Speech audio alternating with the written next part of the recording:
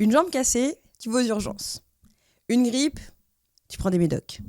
Mais ta tête qui vrille, ton cerveau qui pète un plomb. Là, on fait quoi ? Parce que c'est ça le truc. Pendant des années, on a soigné le corps. Mais l'esprit, le ressenti, les émotions, cette fatigue qui te bouffe de l'intérieur. On a appelé ça parfois folie ou hystérie chez les femmes, ou alors encore crise de nerfs. Aujourd'hui, c'est l'inverse. La santé mentale, elle est partout. Dans les discours politiques, sur LinkedIn, dans les stories Instagram. En 2025, c'est même cause nationale. Alors dans la relève, ça nous interroge. Pourquoi maintenant ? Qu'est-ce qui s'est passé ? Et surtout, qu'est-ce qu'on ne veut pas voir ? Alors, l'histoire de la santé mentale, c'est quoi ? Petit retour en arrière. Allez, direction l'Antiquité. Tu te souviens d'Hippocrate ? C'est le mec du serment.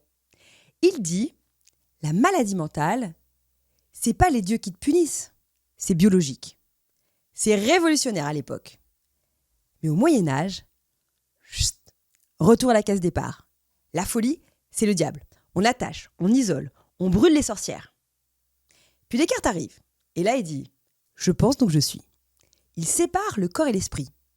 Là, c'est le début de quelque chose. Puis au XIXe siècle, Philippe Pinel, alors attention, moment historique, il retire les chaînes des malades de Bicêtre. Bien que l'on parle encore d'être aliéné, il affirme « Ce sont des malades, pas des criminels ». Et là, c'est une révolution. Puis Freud débarque et pose une question, là, tranquille comme ça. Et si vos troubles avaient un sens ? Si c'était pas juste un dysfonctionnement, mais votre inconscient qui vous parle. À ce moment-là, la parole devient un outil de soin. Et l'écoute devient thérapie. Aujourd'hui, par contre, alors là, on mélange tout. Neurobiologie, psychologie, comportementaliste, coaching, tout ce que tu veux. Un joli fourre-tout, bouli-boulga, là. Sauf que c'est pas ça, la santé mentale. Alors, la santé mentale, c'est quoi au juste ? Et bien, l'OMS, il nous dit que c'est un état de bien-être où tu peux réaliser ton potentiel, gérer le stress et bosser efficacement et contribuer à la communauté. En gros, être un humain fonctionnel. Mais en fait, nous, ça nous pose une question là. C'est ça être bien ? Juste fonctionnel ? Parce qu'en fait, dans santé mentale, aujourd'hui, on met tout. Dépression, anxiété, burn-out, bipolarité, TOC, phobie, TDAH. On a aussi maintenant les traumas, les crises existentielles, les addictions. Bref, on retrouve en fait tout ce qui fait qu'un jour, tu tenais plus debout, même si physiquement, tout avait l'air d'aller. Alors, c'est l'explosion des chiffres. Et là, accrochez-vous bien, parce que ça pique. En France, on compte 8 millions d'adultes qui ont vécu un épisode dépressif en 2021. Chez les jeunes de 18-24 ans, c'est 1 sur 5. 1 sur 5. Le burn-out, c'est 2,5 millions de personnes en risque sévère. Au niveau des antidépresseurs, c'est plus 55% des prescriptions chez les 12-25 ans entre 2019 et 2023. Et là, on parle de nos gosses. Pendant le Covid, c'est 129 millions de cas supplémentaires de troubles mentaux dans le monde. 129 millions. Alors clairement, on peut appeler ça une crise silencieuse. Mais moi, je trouve qu'aujourd'hui, elle est plus vraiment silencieuse. Elle est même plutôt massive. Alors, c'est quoi le coût réel de tout ça ? Le coût visible, en gros, c'est simple, c'est 23 milliards d'euros en France dépensés pour la santé mentale. 23 milliards.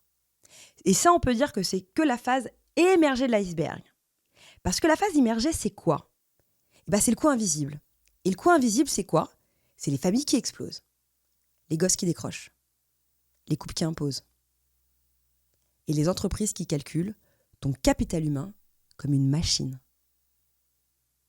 Et pendant ce temps, on fait quoi ? Là, c'est que là en déficit, 17 milliards. Alors on coupe, on dérembourse, on renvoie les gens dans le privé, vers des applis de méditation, vers des psys, vers des coachs.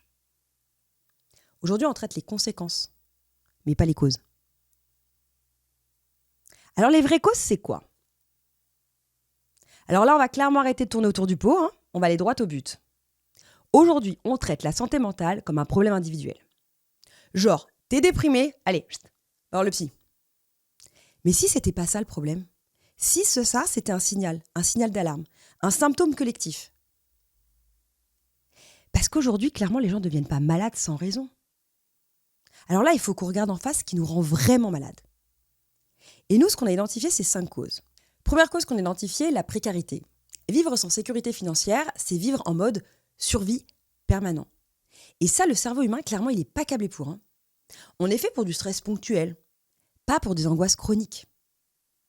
Et clairement, quand tu te poses la question de comment tu vas payer ton loyer à la fin du mois, c'est pas tenable.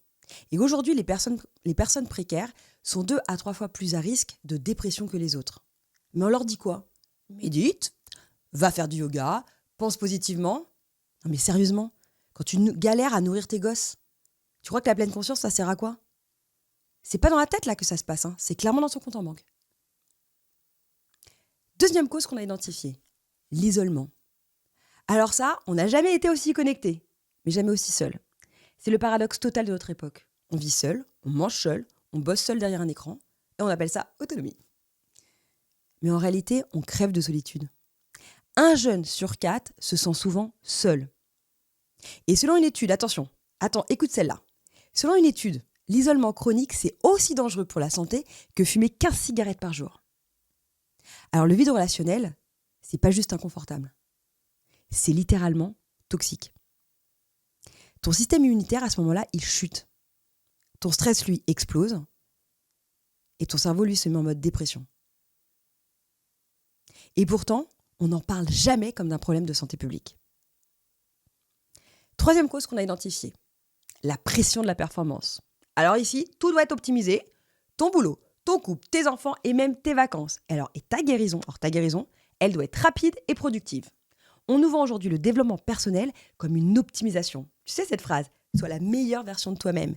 Dépasse tes limites, manifeste tes rêves. Non mais en fait, à un moment, stop quoi. En fait, juste parfois, on n'en peut plus. On sature. Et ça, c'est pas une faiblesse, c'est juste une saturation. Ton cerveau qui dit stop. Et là, au lieu d'écouter, tu te culpabilises, puis tu te compares. Pourquoi j'y arrive pas, moi ? Tout le monde y arrive. Non, tout le monde n'y arrive pas là. Tout le monde fait clairement semblant. Quatrième cause qu'on a identifiée, le patriarcat et l'épuisement des femmes. Les femmes sont 2 fois plus touchées par le trouble anxio-dépressif que les hommes. 2 fois plus. Pas parce qu'elles sont fragiles, juste parce qu'elles sont épuisées. Charge mentale, injonction à vouloir tout bien faire, à tout gérer, à tout porter. Allez, être une mère parfaite, une épouse parfaite, une pro accomplie, une femme désirable, et attention, on a rajouté dernièrement, une citoyenne engagée. Et en plus, on va leur dire, non mais maintenant vous êtes libre, puis en plus, vous l'avez demandé, et vous pouvez tout faire. Ah bah oui, justement, elles doivent tout faire. Et quand elles craquent, on leur dit, repose-toi, allez, va prendre un soin, fais-toi des masques. Alors qu'elles ont la sensation de porter le monde sur leurs épaules. 5e cause qu'on a identifiée, la perte de repères. Le monde va à une vitesse qu'aucun être humain sur cette terre n'est censé suivre. En 5 minutes, tu passes de l'info sur la guerre en Ukraine, une vidéo de coach business sur comment créer l'abondance, je sais pas, tout d'un coup tu switches avec un message, un SMS de ton boss, et enfin tu passes sur une influenceuse à Bali qui te dit comment tu dois prendre du collagène. Aujourd'hui, on change de job tous les 3 ans. Et on switch quasiment de rôles, 15 rôles dans la même journée. Manager, épouse, freelance, meilleure amie, personne spirituelle engagée, maman parfaite. Mais ça marche plus, ça. C'est une crise existentielle. Comment tu veux être centré en faisant ça ? Tu finis par faire des choix sans savoir comment tu fonctionnes toi. Tu cherches des réponses partout, à l'extérieur sauf à l'intérieur. Comment tu veux être stable ? Ni le monde, ni toi d'ailleurs. Il n'y a plus de boussole. Et à ce moment-là, en fait, tu tombes pas, en fait. On s'effondre, tous, silencieusement. Alors le problème, vraiment, c'est on soigne des gens pour qu'ils retournent dans un système qui les a rendus malades. C'est ça qu'on fait. On répare pour remettre en marche. Pour être de nouveau fonctionnel, productif. Tu vois la définition de l'OMS. Mais maintenant, concrètement, on fait quoi ? Alors voilà ce qu'on pense dans la relève. On arrête de demander aux gens de s'adapter à un système qui les détruit. La santé mentale, c'est pas un problème individuel. C'est un sujet collectif. C'est une alerte, un appel. Et comme dit Cyril Dion, Aujourd'hui, on s'acharne à réparer un monde malade, au lieu de s'attaquer à ce qui les rend malades. Alors on peut continuer à prescrire, à coacher, à diagnostiquer, à soigner les symptômes, faire taire les corps, rendre les gens à nouveau fonctionnels. Mais on ne change rien à ce qui les rend malades. C'est comme mettre un pansement sur une plaie béante, puis les renvoyer au front. Ou alors, on peut se demander, qu'est-ce qu'on veut vraiment reconstruire ? Des lieux de lien, des espaces de parole, des rythmes plus humains, des systèmes qui ne sacrifient pas l'essentiel à l'autel du rendement ? Parce que la santé mentale, c'est pas juste ne pas être fou. C'est pouvoir ressentir, créer, se relier et vivre avec un minimum de paix. Et ça, c'est politique, c'est sociétal. Et c'est ça qu'on va explorer dans les prochains épisodes de La Relève. Parce que comprendre la santé mentale, c'est pas juste comprendre ce qui va mal. C'est réapprendre à vivre ensemble.